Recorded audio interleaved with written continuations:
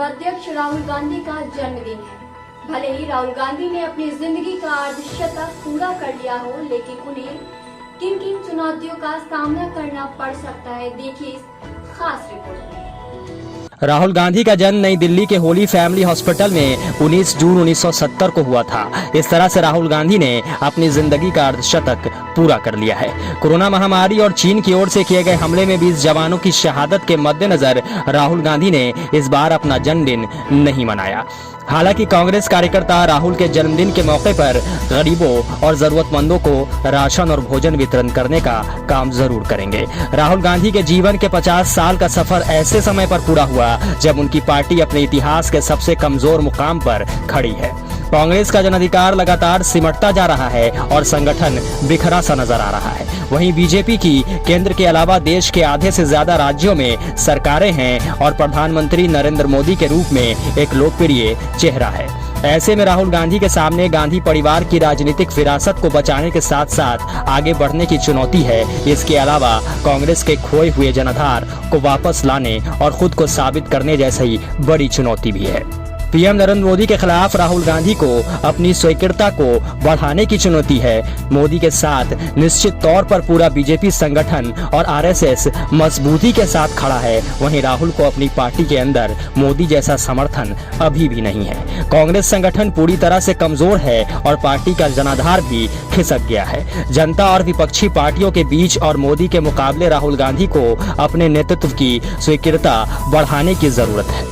हालांकि एक नेता अपनी आवाज से देश में अपनी मजबूत पहचान बनाता है और हाल ही में राहुल गांधी इस दिशा में बढ़ने लगे हैं। राहुल गांधी आज आवाज उठा रहे हैं और सारे सवाल सरकार से पूछ रहे हैं जो देश की जनता जानना और पूछना चाहती है। विपक्ष में कई पार्टियां हैं, लेकिन लोगों के मुद्दों को सिर्फ राहुल, सोनिया और प्रियंका ने ही उठाया है। राजनीतिक जिंदगी के 50 साल की उम्र में अक्सर लोग कामयाबी की बुलंदी की तरफ बढ़ने लगते हैं, लेकिन राहुल गांधी के साथ यह दुर्भाग्य रहा कि वह सफल नहीं रहे। इसके लिए कोई और नहीं बल्कि वो खुद ही जिम्मेदार हैं। राहुल 2003 से 4 में राजनीति में आ गए थे, लेकिन इन 17 सालों में वो अपने लिए कोई भूमिका तय नहीं कर पाए। राहुल गांधी कांग्रेस का नेतृत्व सीधे तौर पर करेंगे यह भी साफ नहीं है।